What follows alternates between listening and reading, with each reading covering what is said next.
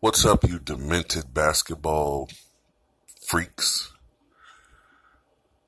I don't know. I just thought I would say something different than what's up, YouTube. I always say that. But this video, I want to talk about the finals. Okay, they're over. Golden State swept the Cleveland Cavaliers. All right, and they repeated as champions. The first repeat champion since the Miami Heat, 2012 and 2013. And I have to say that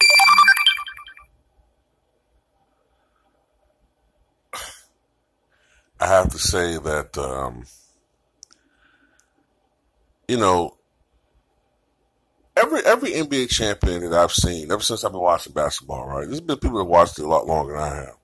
But I've been watching since the 1990 playoffs.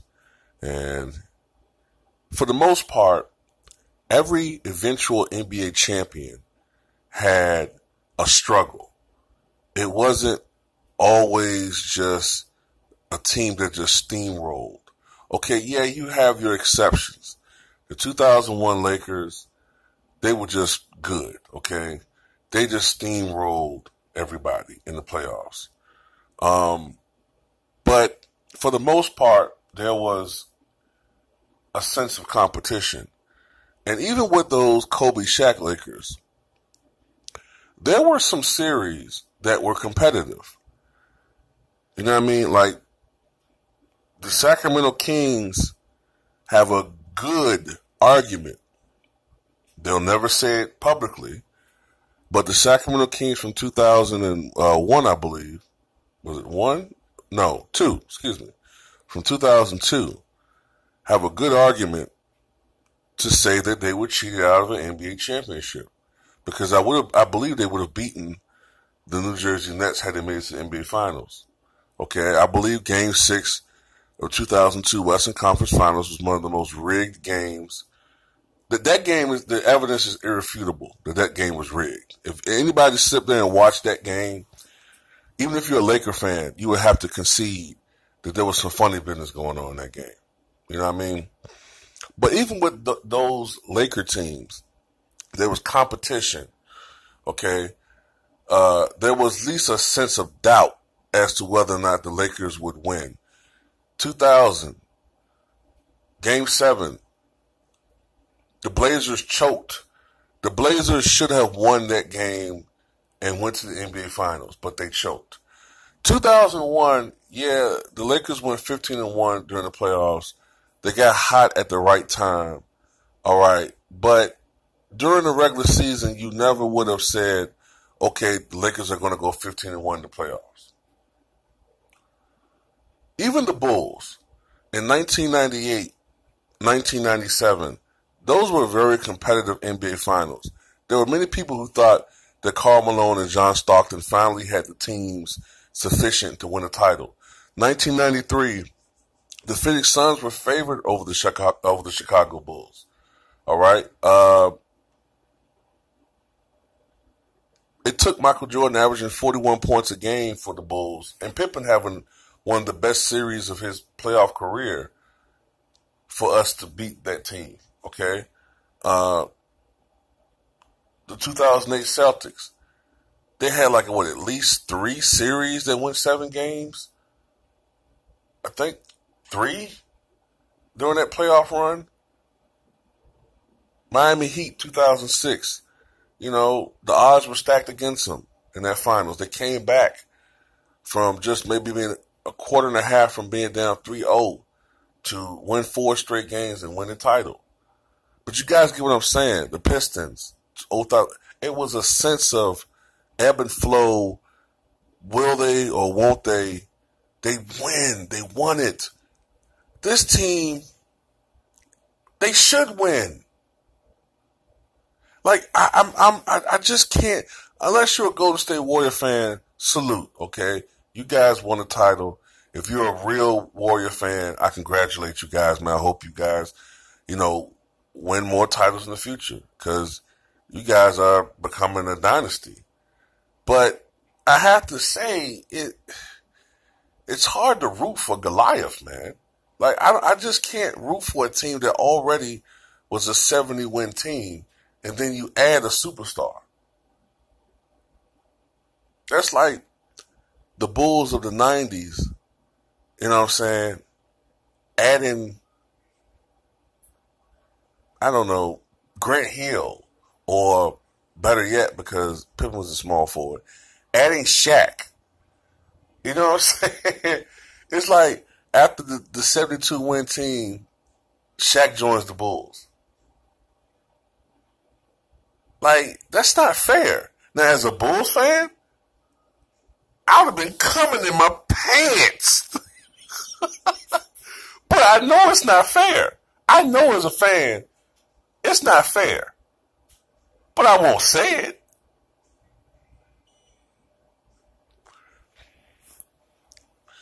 But the Warriors, you know, I don't know, man. It still rubs me the wrong way what Kevin Durant did. He has the right to do what he want to do. I understand all that.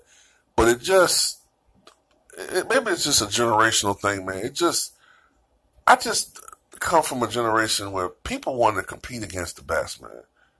Durant, in my opinion, man, should have stayed in OKC and competed with the team he had, man. Kevin Durant just rubs me the wrong way, man. Like, you know, at one time you're at a press conference, crying and sobbing every 3 or 4 words, sitting by your mother with your teammates by you, talking about how much your teammates mean to you, and then, 7 months later? I don't know, 6, 7 months later, you know what I'm saying? Like, you with the Warriors, and I'm trying to remember who won the MVP in 2016. Was it Durant?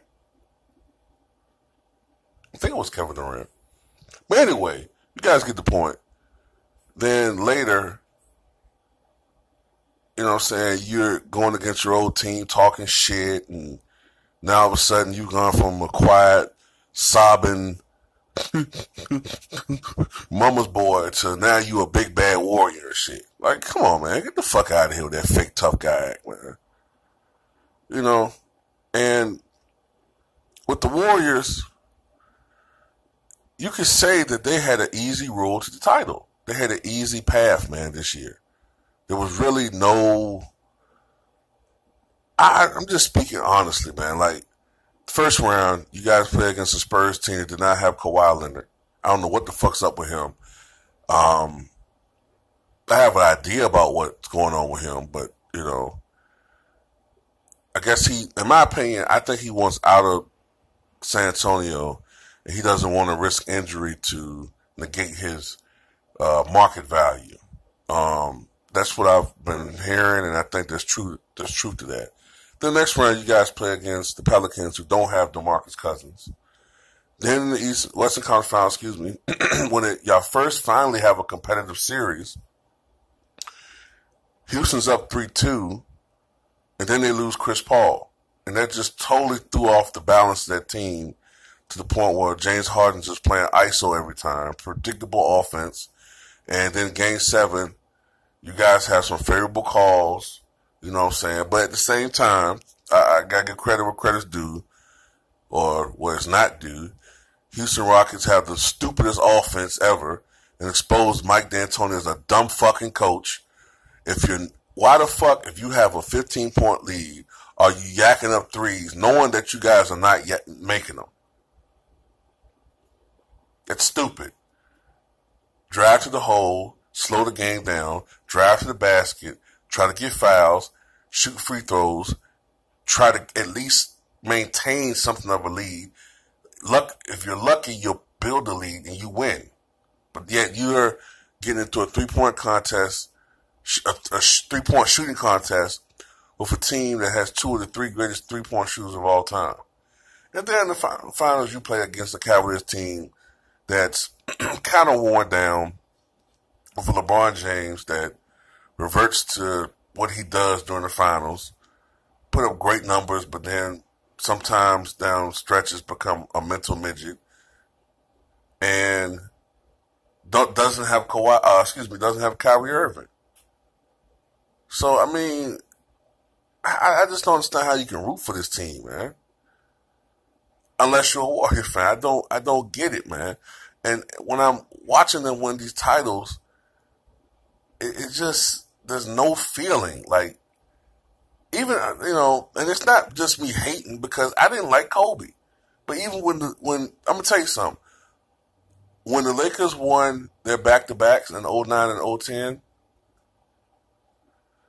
I kind of felt some pride for Kobe because the Lakers were able to rebuild a team after Shaq left, build a team around Kobe Bryant, and they were able to win back-to-back titles.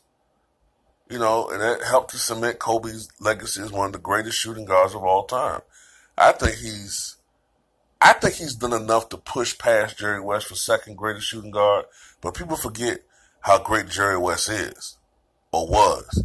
Jerry West, in my opinion, was probably more dominant in his era than Kobe was. And that's not, oh man, you know what the fuck you're talking about. If you actually watch the games, not just the numbers back up the argument, but if you watch the games, Jerry West a lot of times was playing 1-on-4 or 5. Like, Jerry West was kind of like the Kobe in his era. I mean, the Kobe, or I guess a better comparison would be LeBron. When you're talking about a guy essentially playing against 4 or 5 All-Stars, and he just doesn't have enough talent around him. You know what I'm saying?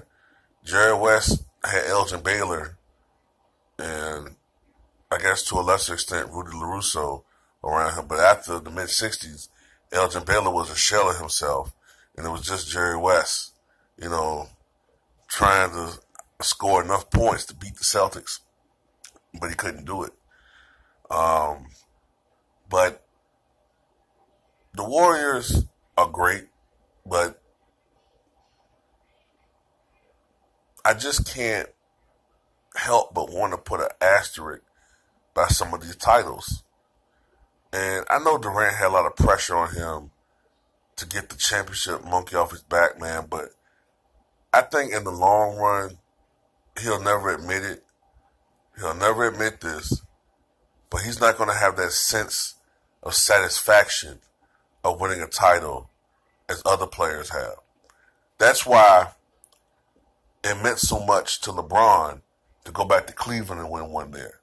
I'm telling you, that championship that he won in Cleveland, I could tell from his expression, the way that he cried and wept, that meant more to him than those Heat titles, because it means more to win a title when you really have to dig deep, when you come from a place of people are doubting you, and you really,